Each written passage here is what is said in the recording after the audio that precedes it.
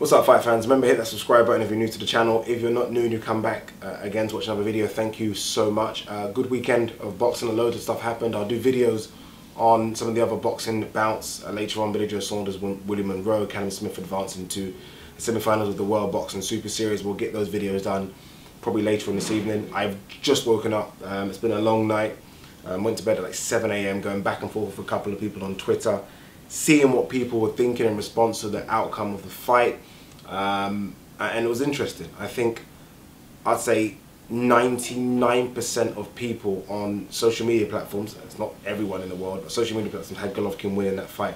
I think the odd couple of people had Canelo winning the fight maybe by 7 rounds to 5, but I think most people had it 8-4 Golovkin or 7-5 Golovkin. I had it, I'll tell you what I had. I had round 1 even, I had rounds 2 and 3 Canelo, I had rounds 4, 5, 6, 7, 8, 9 GGG, 10 Canelo, 11 GGG and 12 split. So I had, I don't know what, can't think of the score in my head, but I think it's like 117, 113 or something crazy like that for Golovkin. So I thought Golovkin won that fight. I'm not going to say he won the fight clearly. I think it was, you could score those even rounds to Canelo and it makes it a lot tighter. But even with those even rounds to Canelo, I still think you give Golovkin the fight. As a fight in a whole, it was a decent fight. It kept you in your seats, it was intriguing. You had the counter puncher at Canelo, I think made mistakes that he and his team will probably regret going forward. I think he stayed far too much on the ropes. I think when he was in the center of the ring, I think he was landing punches, good combinations, going to the body well as well. Uppercut was working wonders, but then I think, again, in the middle rounds, for some reason, I don't know, it could be fatigue, it could be a case of someone bigger than you walking you down. He seemed to go on the ropes, and I think that's where Golovkin got his best work at. If they stayed in the center of the ring, I think he seemed a bit too fast for Golovkin. I think his movement was a bit, I wouldn't say it's bamboozling Golovkin, it wasn't Danny Jacobs, but I think he was getting the better of the exchanges when they stayed in the center of the ring. When he decided to go on the ropes, I think that's Golovkin done his best work, and that's where I think Golovkin won those rounds. And I think those rounds are why Golovkin won the fight. I'm trying my hardest not to talk about Adelaide Bird because, again, it's bringing negativity onto boxing, but you've got to. Her and CJ Ross are a disgrace to boxing. An absolute fucking disgrace to boxing. How you give that fight 118 to 110 Canelo, it's mind-boggling. It's mind-boggling. And people have alluded this to on Twitter before the fight. As soon as the judges were announced, I didn't want to say anything, but some people that are in the know were like, Adelaide Bird, almost shaking their head like, no, no. Everyone said it prior to the fight, and this is where we've got a problem with boxing. GGG has to knock out Canelo or knock him down a couple of times to win that fight. Why? Why did he have to do that? But it's obviously clearly known right now that Canelo gets favoured when it comes to the judges' scorecards. He does. Look at the Lara scoring, even Floyd Mayweather scoring, and now they're scoring. It clearly is Canelo gets favoured massively when it comes to the judges, and that's just wrong. That's just wrong. A lot's been made about GGG hasn't beaten anyone of note.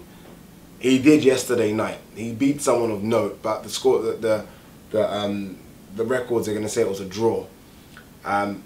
The thing that upsets me, and this is more towards GGG, and I don't know if it's just GGG doesn't speak English very well, but I needed him yesterday to be Paulie Malignaggi for 5 minutes.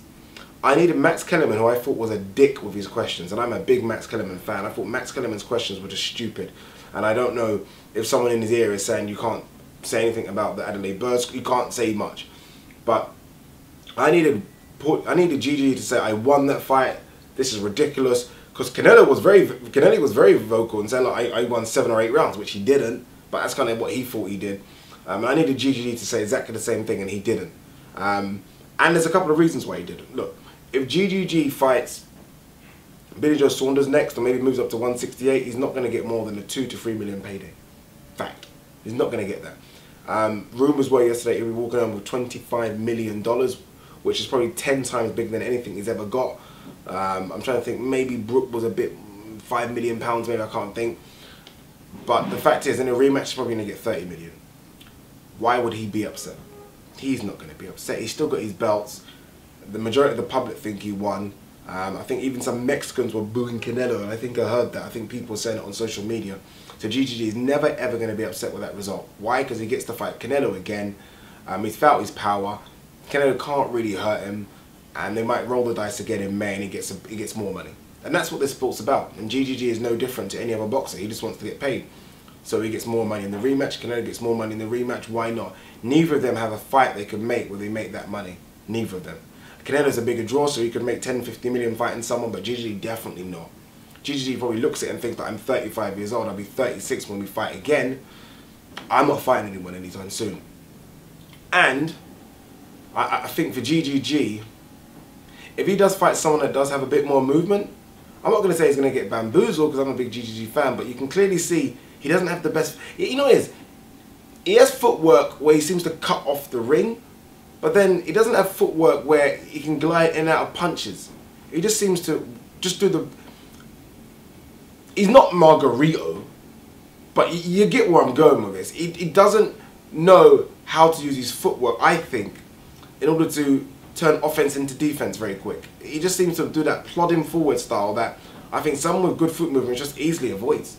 Easily avoids. And Canelo, who I don't think's got great foot movement, was able to avoid a lot of it until he got put onto the ropes. Look, was it a robbery yesterday? No, it wasn't a robbery. I've watched that fight twice now. It wasn't a robbery. It wasn't bloody Felix Sturm, Oscar De La Hoya, but nonetheless, GGG definitely was the winner. I always like to look at boxers' opinions. I think guys like myself, who know a bit about boxing, who've never really stepped into a ring, it's difficult for us to see things that boxers see. So I immediately went into all the boxers I know that would have been vocal and spoke about it yesterday. Terence Crawford, GGG win. Badu Jack, GGG win. You literally go around all the boxers that you can think of. Lennox Lewis, GGG. So boxers see things differently from us guys that are just armchair fans. Do you know what I mean? And I think every single boxer, trainer, Dave Coldwell, GGG win. Every single boxer had GGG winning that fight. So they all can't be wrong. GGG won that fight. He beat Canelo. I think in the eyes of Canelo fans, he beat Canelo. I think in the eyes of Canelo, he beat Canelo. In the eyes of Oscar, he beat Canelo. In the eyes of Bernard, GGG lost.